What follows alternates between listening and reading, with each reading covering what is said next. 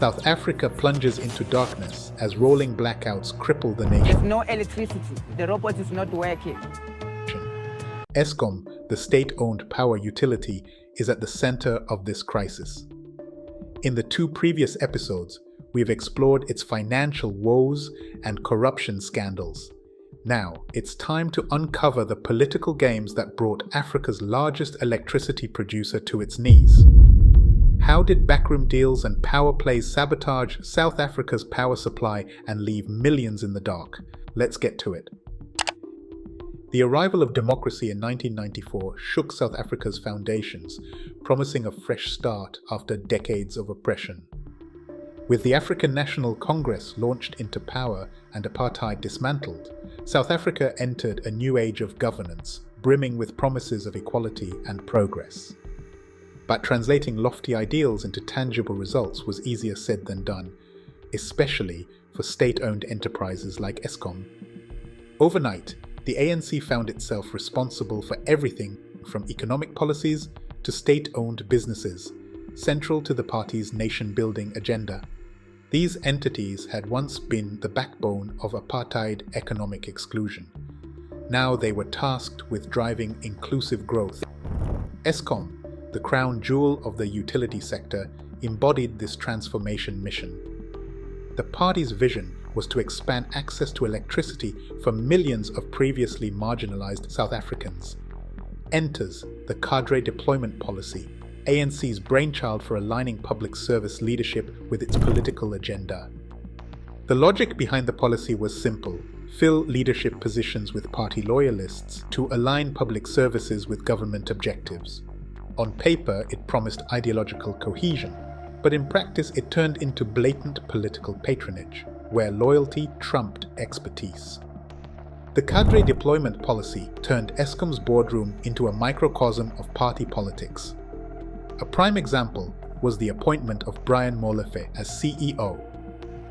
While politically connected, Molefe's experience in managing a utility of Eskom's scale was questionable at best. His tenure, although marked by a push to stabilize finances, coincided with questionable procurement contracts, including those with the infamous Gupta family.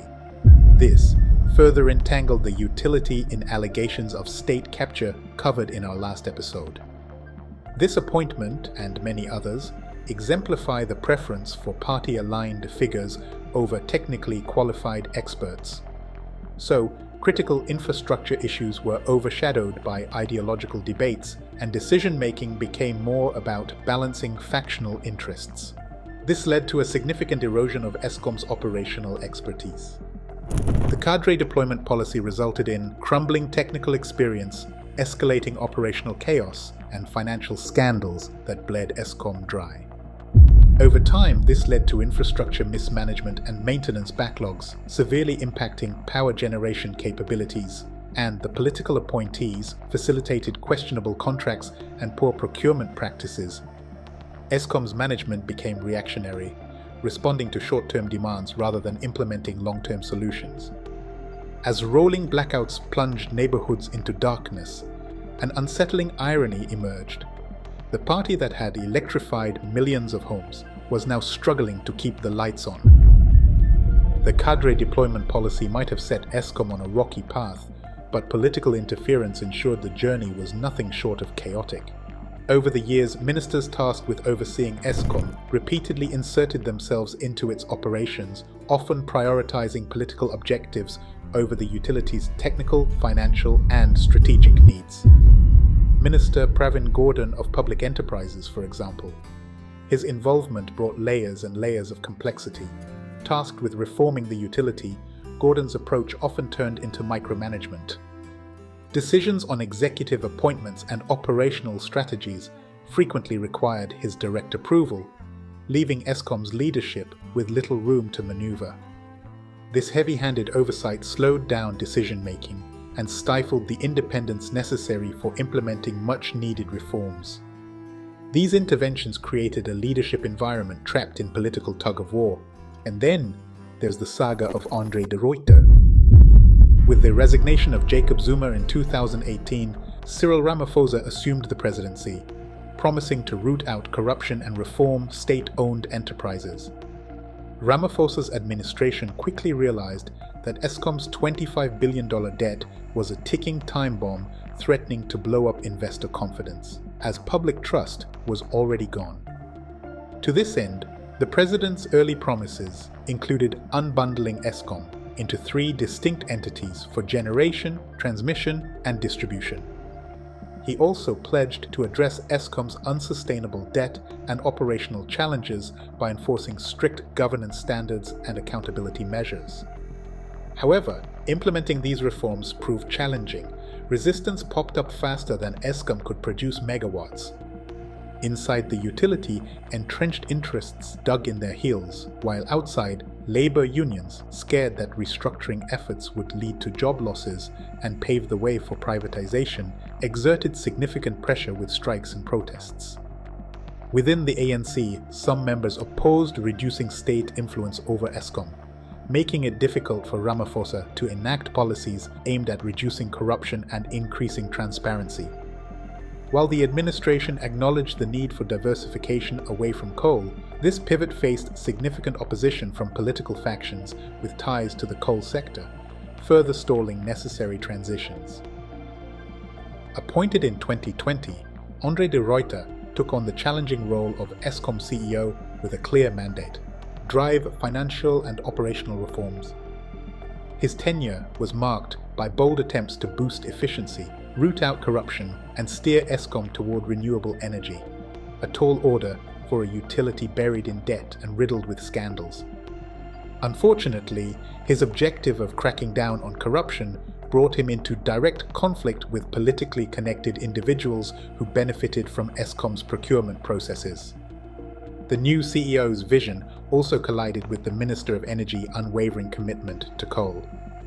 Gwede Mantashe, a self-proclaimed coal fundamentalist, accused Eskom's CEO of actively agitating for the overthrow of the state by forcing planned load shedding on South Africans. De Ruyter, in return, claimed that Mantashe, a former leader of the National Union of Mine Workers, was selling the country short by blocking the transition to green energy.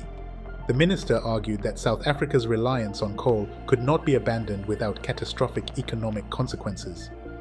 The different views on energy policy delayed critical renewable projects, disrupted funding approvals, and left Eskom unable to fully embrace alternative energy sources.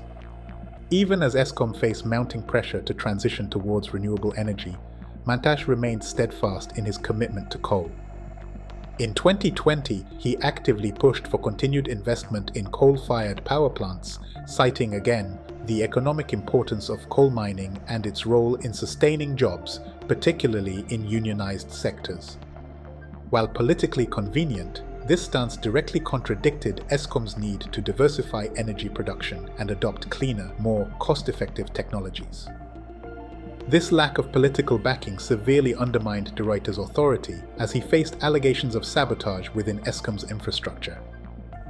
Following his resignation, he made statements implicating high-level government officials in Eskom-related corruption. This explosive revelation revealed the depth of the corruption challenges and exposed the difficulties of reforming an institution as entrenched in political interests as Eskom. In recent months, Eskom's situation has shown significant improvement. The utility has achieved 184 consecutive days of uninterrupted power supply. This is a dramatic turnaround from the frequent load shedding experienced in previous years. The energy availability factor, a key measure of Eskom's performance, has improved as well, and there has been a significant reduction in unplanned outages. The utility company has increased its planned maintenance thanks to the government's debt relief package, which also helped reduce equipment failures. While the situation has improved dramatically, caution remains. As we reflect on Eskom's saga, one can't help but appreciate the resilience of South Africans. They found ways to thrive despite the darkness. From entrepreneurial candle makers to small-scale solar pioneers, the Rainbow Nation once again shown ingenuity and adaptability. If you like this episode, you may like to learn about other businesses in Southern Africa. Check out our dedicated playlist here. Also, dear associates, give me your feedback on this long series format.